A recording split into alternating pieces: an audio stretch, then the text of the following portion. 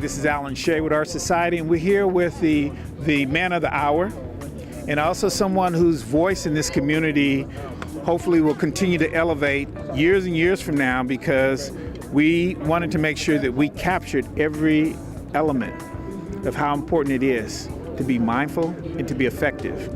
And the lesson that you've left, not only on the field, but this community, is going to be something people can look back on and say, I remember watching when Ricky Ervin was inducted into the Hall of Fame and what he said. What can you share with the viewers that they need to really understand in the most imperative way for young people in today's society? Well, I would think the one thing that I hope they would get from this is that understand that it takes a village to raise a child. You cannot do everything by yourself. You have to rely on somebody, ask somebody, get somebody, help you, whatever, because you cannot make it on your own. And in my case, as you heard, I had a list of people who helped build this project, this final product right here. And I think everybody needs to have somebody like that in their corner. And so, in light of what you see with the direction of the programs, John Muir program, football program, the diminishing of players. I mean, I think we only have, 2 teams now? You only got 900 students. Okay. First of all, okay. So how do we feed a pathway if we are being reduced because of interest, because of programs, because of funding sources? Well, that to me, I think is a state issue, because right now you got all the kids going to private schools. And if that's the case, then you're not going to have nobody. You're not going to be able to fill in any sports because of that. All the money's going to the private schools. We need to find some type of way to get some grants to come back to these schools so you can get these kids to come here. It needs money. Well, I just hope, Ricky, that we can open up a new pathway, starting with information. And this is why I wanted to make a commitment to the community to get out here and make sure we capture this. Yes, sir. And we air it. Yeah. And we can retrieve it so that kids can study it. Because one of the things you kept saying is, if you don't know the fundamentals and you don't have the discipline, are you going to be in the game? Oh, man. That's the number one key to life, is discipline. Because life hurts. Life is long. It's tough. But if you don't have the persistence, the discipline, the fortitude to withstand that, you're going to fall. It's that simple. You have to know that it's going to take a long time. You know, hard work does not always guarantee success, but persistent does. You have to be persistent. Well, I think that's the greatest thing we can do to close this interview, especially on the first day of a new year, with a new focus for what we need to do for Pasadena. I'm just grateful, man, to be here, man, to come back home and to be honored like this in front of my home people, man. Well, you did it. You were incredible up there, and I was glad that you were able to show your real humble understanding that has to be received to be a great leader and a great example for young kids. Because to me, it's not about me. It's about the people that's not seen. And I had to make sure that they were acknowledged, to know that I didn't do this by myself. You can't do it by yourself. Right. So that's why I was so honored and happy to get this opportunity to go up there and just shed light on the people that helped me out. And I will keep doing that. Well, like I said, we appreciate it, and anything that I can do to make sure we continue to elevate the Ricky Ervins story, I'd love the opportunity to capture it, to put it out there so we do not lose it. And this is one of the things that we were sharing before you came out here that happened in my year. And this is why I'm so committed to the community. I don't know if you know that I was class of 77. We won the turkey tussle in 76. Okay, all right. And it was the first time in 10 years we had a losing streak. Okay.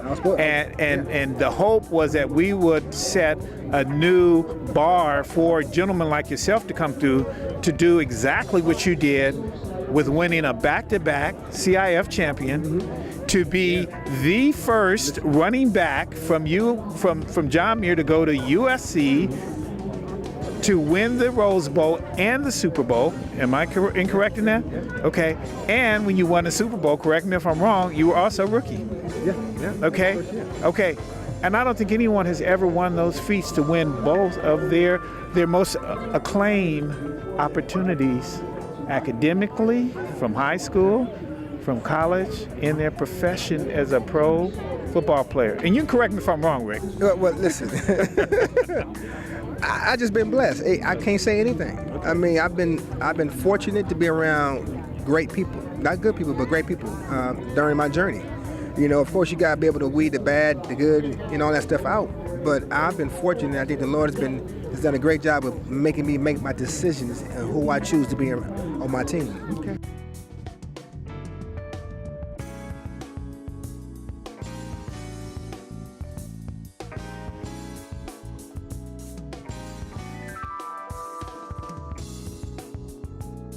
Before we close you out, since you got them all behind you, come on over here. We're going to pull you back in. And what would you like to pass under them? Just know you guys just got to work hard, man. It won't nothing come free. You guys know that. People tell you this all the time. Just be ready to go. Be ready to go at all times. I'm sure you heard stories about when we played, and if not, we could definitely tell you that would inspire you more than anything. The stuff that we had to endure, man. So know that you got people behind you, but you got to want it too. We can't want it for you. You got to want it and be serious about it. You can't be out there trying to just go out there and play all the time. You got to be serious about your craft if you want to be good. That's only if you want to be good, though. If you don't want to be good, that's cool. But if you want to go ahead and take it to the next level, then you got to understand it's going to cost you something. It's going to cost you a lot of pain. But that pain will go away once you get that victory. You know what I'm saying? Muhammad Ali said, I hated every minute of training.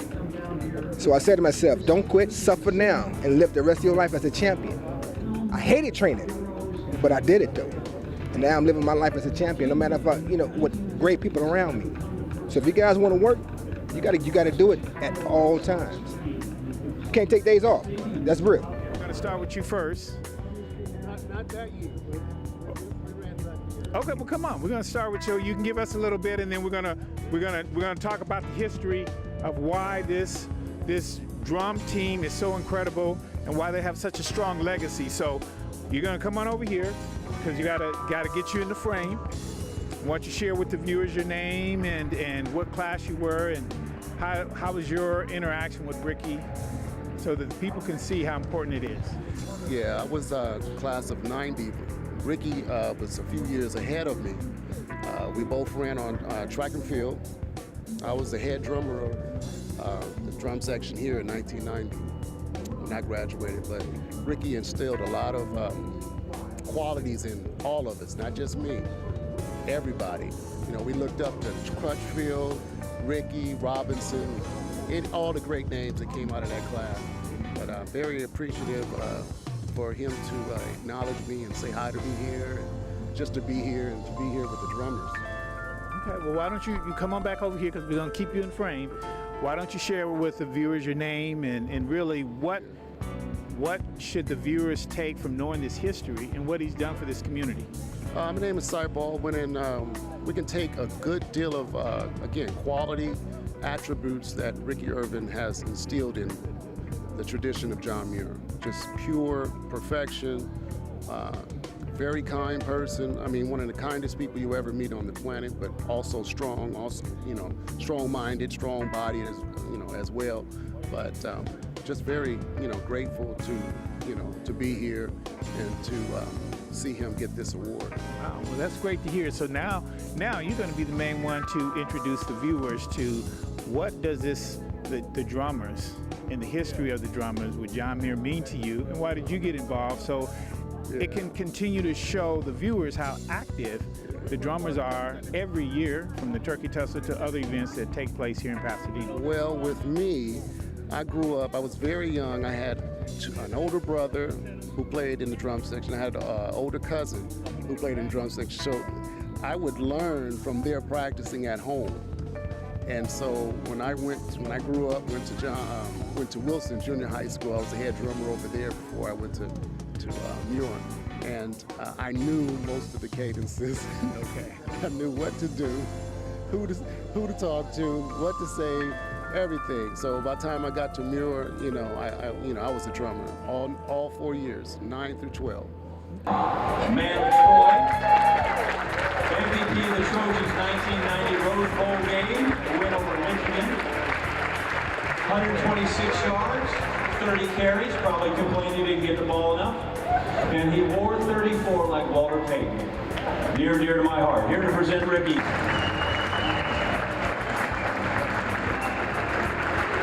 I'm so blessed and humbled to be here in front of my hometown, in front of my people.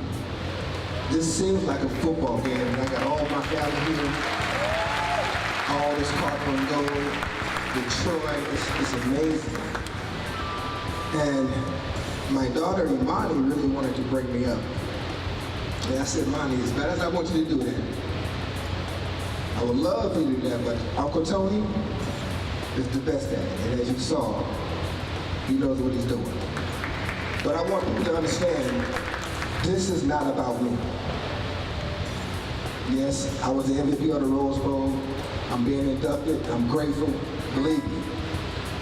When I was told about this award, I said, this gives me a perfect opportunity to thank those that helped me get here.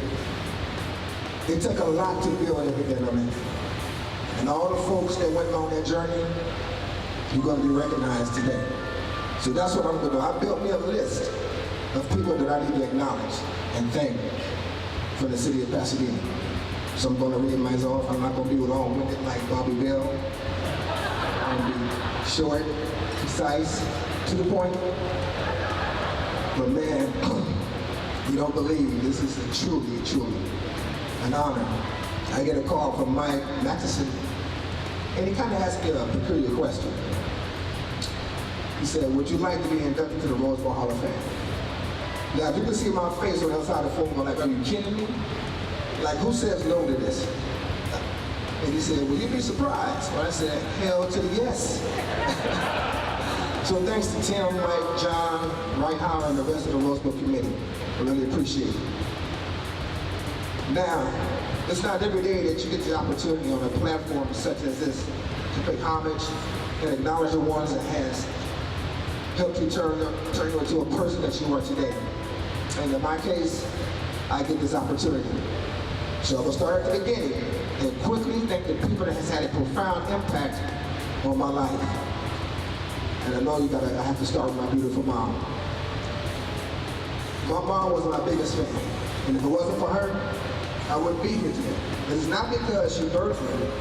It's because she was the one who took me to go down to Victory Park and try for football. Even though my father said he didn't want me playing football.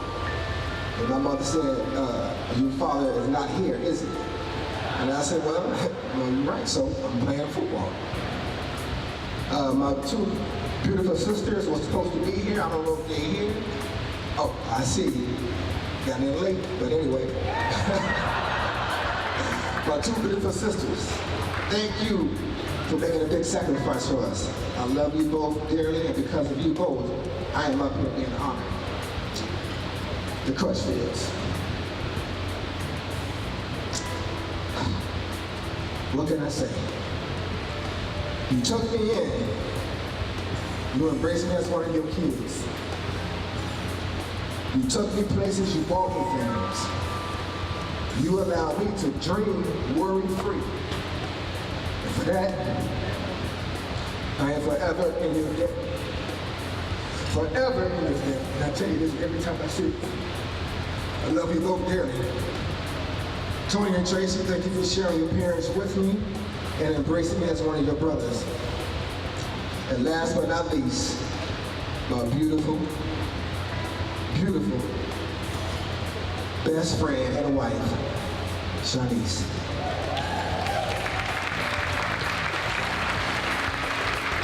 I am so glad that Beverly made you work that day in August. Because meeting you that day quickly changed my mission in life.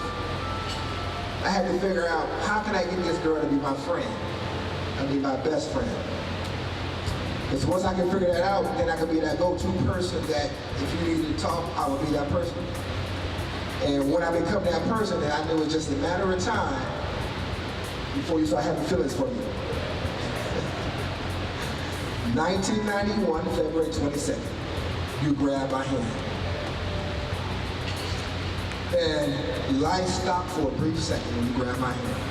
Because we used to always go on dates. I mean, just not dates. It was like friendly dates, platonic to her, and meant something to me.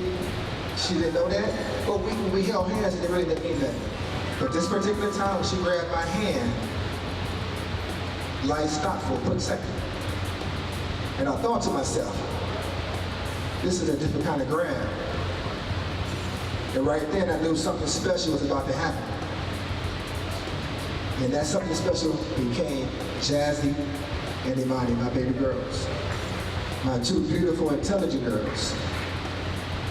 The three of you guys complete me, and you are the beating soul that keeps my heart pumping.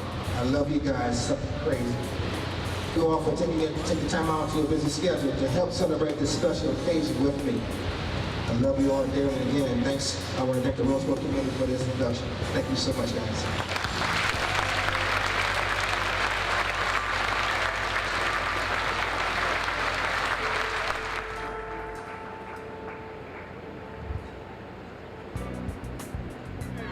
Chargers in the house!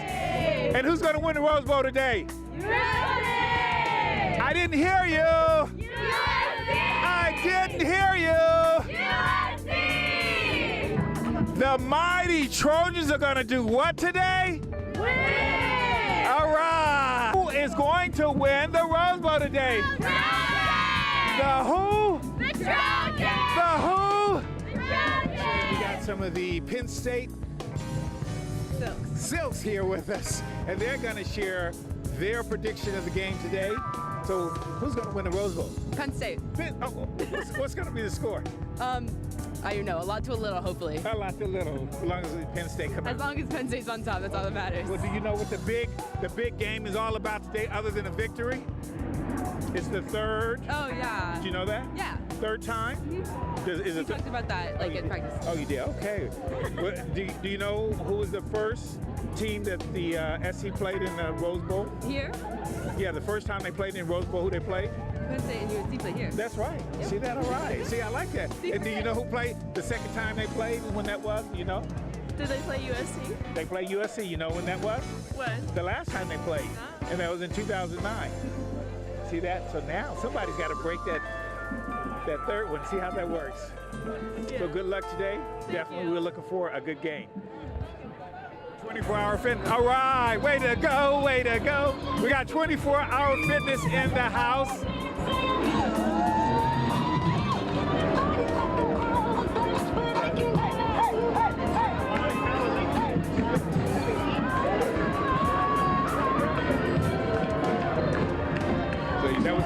We're here and we're gonna try and zoom in on the court. The Queen and Court is coming down, so we're gonna try and get a good shot of them because they gave us a great interview yesterday. And for those of you watching today's show, this is all about Pasadena and the community of Pasadena. One of the feature cover stories that we're gonna do is regarding Ricky Ervin. He's one of Pasadena finest that come out of John Muir High School, alumni of USC, and also played had a professional career that was incredible. So, hello, love you.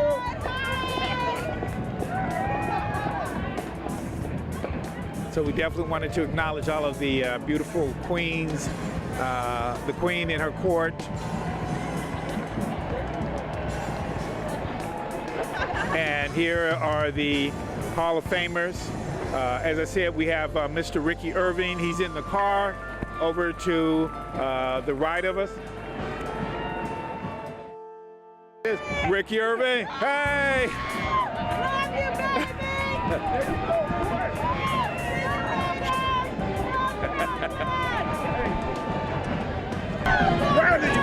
Ricky Ervin, we'll see you later on.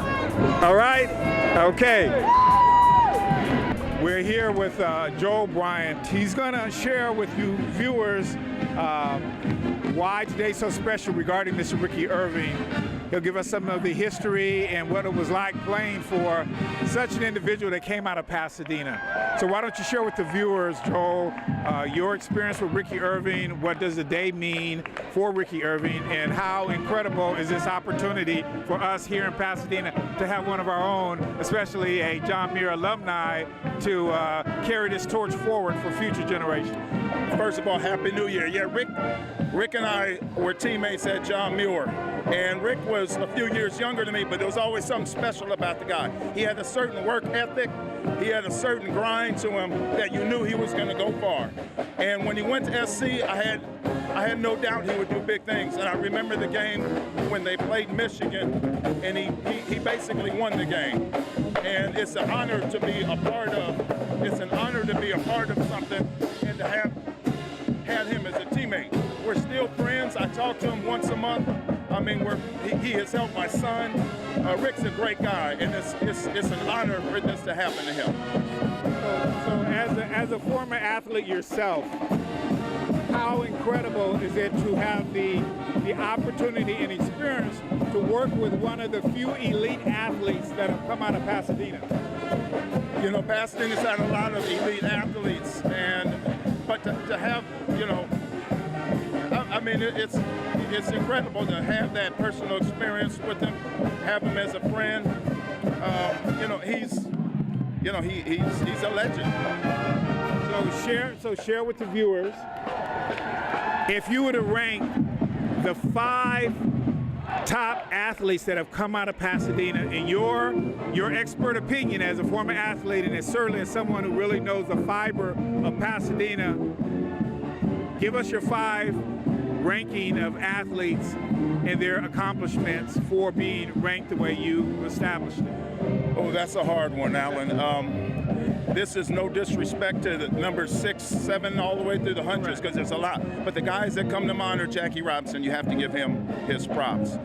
Jackie Robinson was, I mean, the whole world knows about Jackie Robinson. You also have to acknowledge people like McAllister and Phillips, those guys at Blair. Their names, I never even know, I don't even know those guys, but you hear things about them.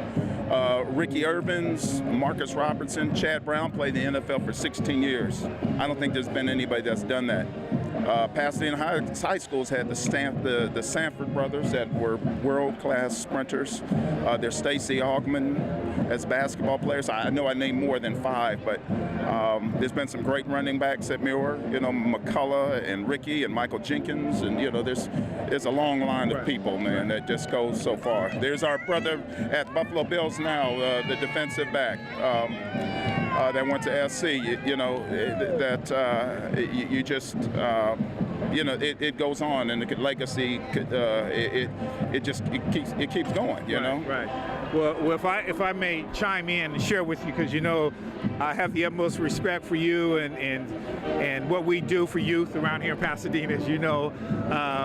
If I was to set forth 5, my line of folks would be Jackie Robinson first.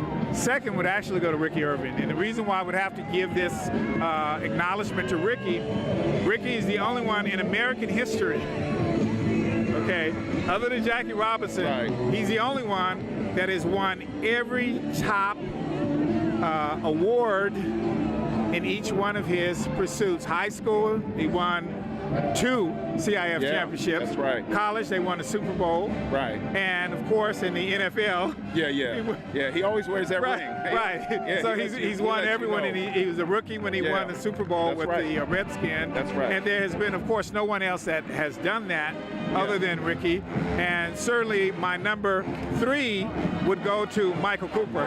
Michael Cooper. I forgot about Cooper. Michael Cooper. Yeah, you can't forget about him. So third would be Michael Cooper from Pasadena. PHS won 5 NBA championships, and certainly set a great standard for us. Yeah, you can't forget Cooper. Right. Then, of course, in my opinion, number 4 would be Chad Brown. Yeah, Chad Brown would definitely get it. And my number 5th, and please don't beat me up when I say this, Johnny Lynn. Who? Johnny Lynn. Johnny Lane? Oh yeah, you got to put him there too. You do. Yeah, you do. So we have some more. We can continue on like Jimmy Wilkes and Oh, yeah. you know Michael Dennis. And that's what I'm saying, there's Phillips, so many you know. I didn't mention. Right. But the reason why I really looked at these 5 gentlemen to really use as the bar is because not only did they prevail in their respective careers professionally and high school and college, but they're very, very active to make sure that it was about the village that we all come from right. that make us Right. really what we are today. And Right. that's why it's really imperative that we as adults continue to share this process with Yeah. youth who may not realize it's not about what they see right now. It's about all of the cultivating Right. that has taken place in this community. That's right. So, you know, I'm glad that you took the time out to give us this interview and to, we'll say, roast Ricky for all intents and Yeah, purposes, because I'm going to follow him all day today Good. to make sure we document this for him Okay. and then create a real story for Ricky to share with everybody for future, you know, generations to Absolutely. come. So Absolutely. we thank you so much. Thank you. Happy New Year's. Happy New Year.